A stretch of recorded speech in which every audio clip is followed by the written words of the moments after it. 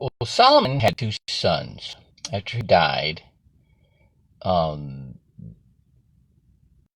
Ro- Rohijah was actually he had ran away to Egypt, and then he came back, and um, they made him king. And so he called on his brother Jehoiada, who was also in Egypt, or had run away. And then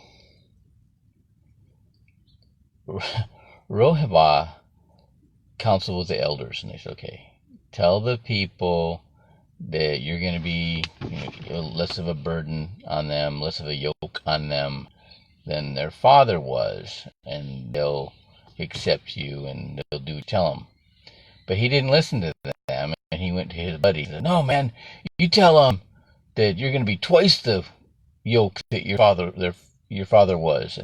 And so in doing that, all the tribes of Israel left him except the tribe of Judah and Benjamin.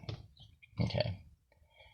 And so when Jeroboam heard this, his brother, he went to the other tribes, and they made him their king. So you get the two brothers that are king over Israel. But they're both doing the same thing. They're both worshiping golden calves, and so this prophet of God goes to Rehoboam and tells him, "Don't be doing that." All right, and then goes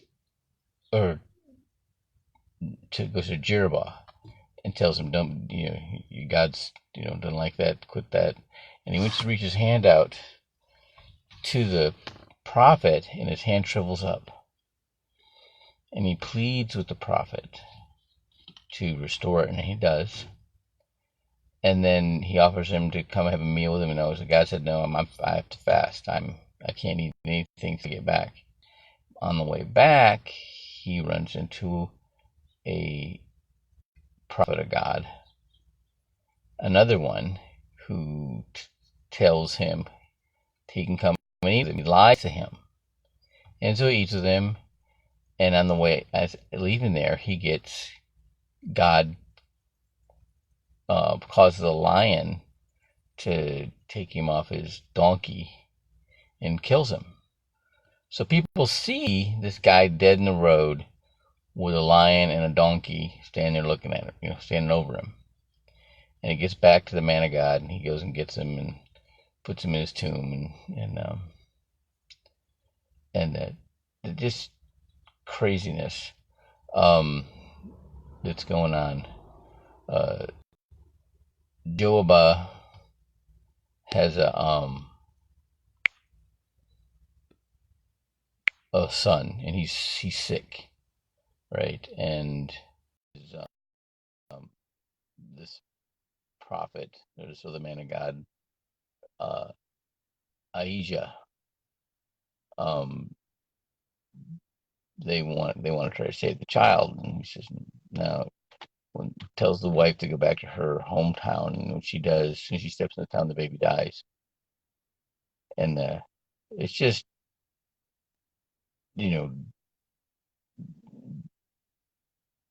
there's the prophets and only the men of God are communing with God, not the leaders.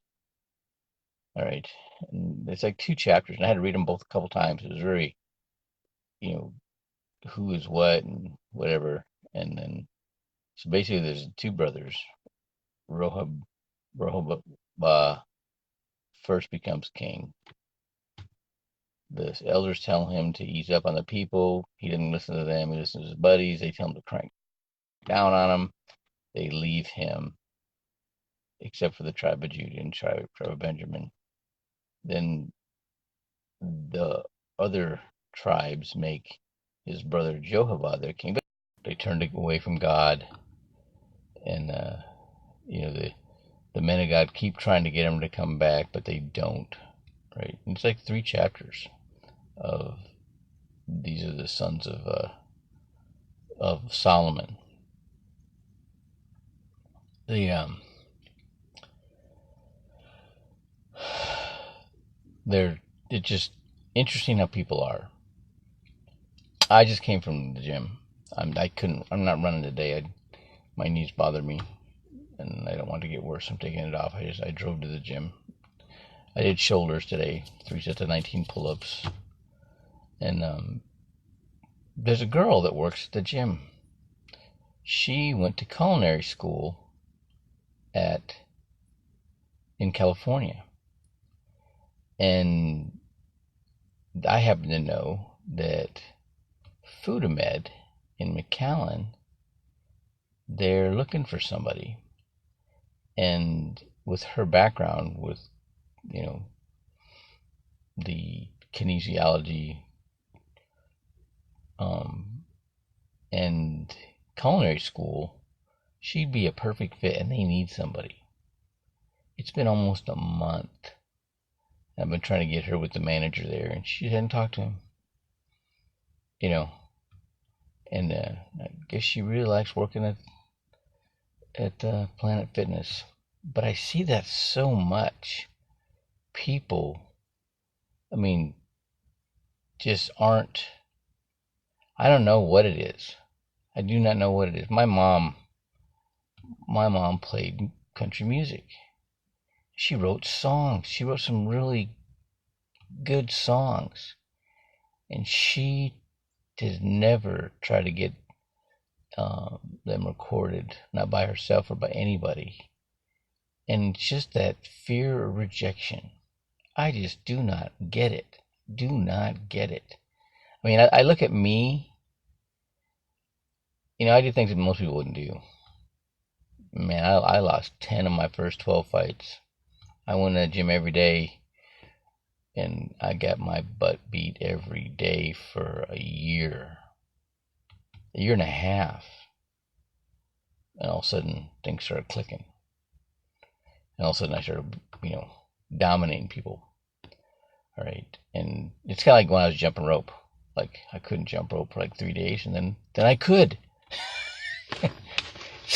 It's like, I don't know, man. It wasn't like I figured something out and then it happened. It just like, I couldn't jump rope yesterday, and then the next day I could. It didn't. It's just crazy,